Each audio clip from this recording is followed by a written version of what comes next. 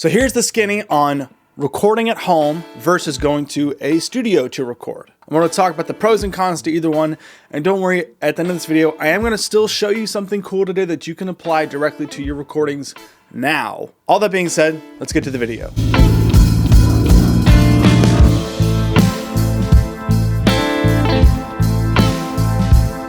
Before we start, you should know that this is my favorite mug. I got it while I was in Colorado. It's not a joke, it's just the truth. The first pro to going to an actual studio is that you don't have to worry about engineering. Oh my God, what a blessing that can be. To just walk in and be creative and not have to do anything but just be creative and play your instrument and, you know, if you're producing, produce a song and that's it. The pro to doing it at home is that you have complete creative control over everything. Another pro to going to a studio, holy crap, it's so much fun. I love going to studios. I love it so much. It's what I dreamed about doing when I was 14 years old, and then getting to do it now is just like, it's a treat every time I go to a studio. What's really great is when you're in a band and you guys book a studio for a weekend and you crash there. I have so many fond memories of going to my favorite studio and tracking over an entire weekend, waking up, making breakfast, getting a recording. And actually that in this particular weekend I'm thinking about, I was also engineering too. Another pro to learning how to record yourself is that you can rent out that studio if you know how to work everything. But you only know how to work everything if you learn how to do it in your own home first. With most things, there are some things that you just got to get your hands on. There's some nice outboard gear that you can't learn how to use unless you actually touch it. And I am definitely still learning how to use outboard gear. I will be the first person to tell you that I do not know how to work every piece of outboard gear I touch. But I've used enough of those style of plugins where I can get the idea of it and I can learn how to work it pretty quickly though. A big con with going to an actual studio, it's expensive.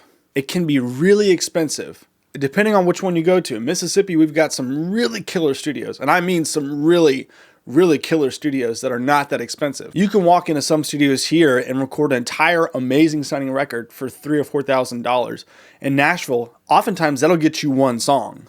A con to doing it yourself is that it can sometimes still be expensive, but more so in the terms of time. I didn't make anything worth a damn until I was 18 years old. And even now I still mess up. You're spending a lot of time on how to learn how to record. That, in a sense, is money. Another big con is that if you go to a studio and you spend thousands of dollars on a record and you realize halfway through it's not sounding at all like you wanted it to, you have people to blame if it doesn't sound right. That's kind of why I love working by myself and working alone and making records alone, is that if something comes out bad, it's no one's fault but my own. And I can always just get better. I can always just try harder and do better next time. But I can't make this person that recorded my album do better or work harder or try harder. And a big con to doing it yourself is that you're gonna make a crap ton of mistakes. You're gonna make entire mixes and EPs for years that sound like absolute garbage. But that's also where you learn the most stuff. The best way to get better at editing audio, for example, is by recording bad musicians. As bad as that sounds, I learned so much the first few years I started recording myself and recording my friends because we weren't that great. We really were not that great, but I had to make us sound great. So I spent countless hours learning how to edit audio and learn how to edit takes and recordings to make them sound like this person actually didn't make a mistake. This person played in time the entire song. That's hard to do, but man, you don't learn like with good musicians, they do one pass and you're like, yeah, I could take that. But in that process, you're not really learning anything because this person is doing such a good job.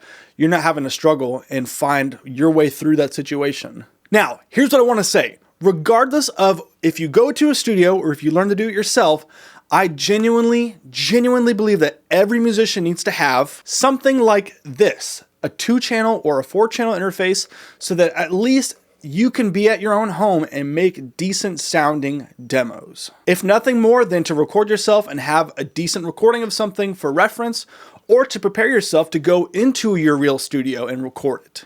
Sometimes going to the studio and hashing out ideas is a lot of fun, and that's what makes a song great. And other times you want to go in prepared with the foundation, the skeleton of the song already mapped out. So something like this is a huge help. And honestly, this thing sounds great. There's like no noise with this at all. If you have to crank these guys up compared to the interfaces that you could buy 10 years ago, this is 3 times better. As promised, I am going to show you something cool today. This here is for all my guitarists, guys and gals out there.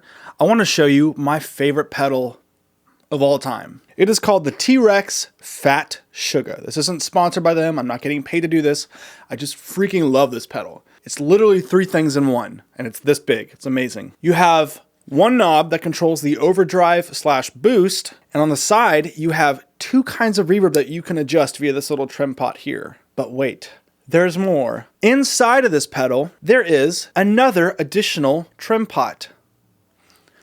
What this controls is the output volume of the pedal. So in other words, with this gain knob right here, it's not just a clean boost. As you turn it up, it does get hairier, it gets dirtier. It's kind of a brown sounding overdrive, which is why they call it cream. The factory setting for this is kind of loud. So if you crack open the pedal and leave it off, leave it back off, and adjust this guy wherever you want it, where it sounds best to you. I usually set it all the way up and then adjust the volume to where it's just like the slightest bit above unity gain. For those of you that don't know, unity gain is where whether the effect is on or off, the volume is the same. If something is loud, it sounds more compressed to our ears because our ears compress naturally. And so you can trick yourself. You can say, this sounds better, when really it's just louder. I mean, honestly, I keep this thing either here, or all the way up. And those are the 3 places I go with it. And it sounds great on every single setting. And the reverb that's on here, also amazing. And I love the fact that you can control it. It's a little indented dip switch, you know, like that. This to me is my desert island pedal. It literally, I could have this pedal and 1 amplifier and do an entire gig and be totally fine. Because to me, it sounds that good. It's that responsive and that dynamic. The overdrive sound is just so great. It's very, I don't know how to say it. It's girthy. I don't want to say that word, but that's what it is. So the cool thing I want to show you is that there are a lot of pedals out there that have additional internal adjustments. Let me show you another one. This is a big one. I don't know why I'm grunting like it's heavy. It weighs like not even 2-3 pounds. Milkman's The Amp is probably the best thing I own right now. It is an amplifier. It is a pedal that you can go straight through just the pedal outputs. It's a DI for bass or acoustic guitar if you want it, or a cabinet simulation, and it's phenomenal. I honestly don't even mic this thing up anymore. I just go out of the cab sim because it sounds so good. What they don't tell you about this is that inside you have a small little dip switch, I don't know what you would call it, a dip switch panel. You have a dip switch panel. You have 3 different switches, but that creates a lot of options. And beside that, you have an additional trim pot for the decay of the reverb. Holy crap, now this thing that anyone can buy is unique to you. It sounds unique to your setting. If you never cracked this open, you would never know. Now let's just be careful real quick too and just give a quick disclaimer. Do not just go open up any amplifier. Holy crap, they're dangerous. There's so much voltage in those. You could literally kill yourself if you don't know what you're doing. And I don't know what I'm doing, but I know not to mess with them. This is an exception because it's a side panel. You're protected from the transformers. You're not going to touch anything or the capacitors or anything. Please, God, do not go inside your amplifier and think there's other dip switches. Don't do that, okay? Unless the manufacturer tells you to go to a certain spot. Don't do that. So I'm going to crack this open real quick and just show you what that looks like. So this is the side of the Milkman, the amp, and you can see right there we have, if it'll focus, oh, come on, that little trim pot. Factory setting is 75% up. I think I've got it at 60% right now. But that's a really great option, is to have the decay of the reverb right there. And then additionally, the dip switches are right there. You can see that right there.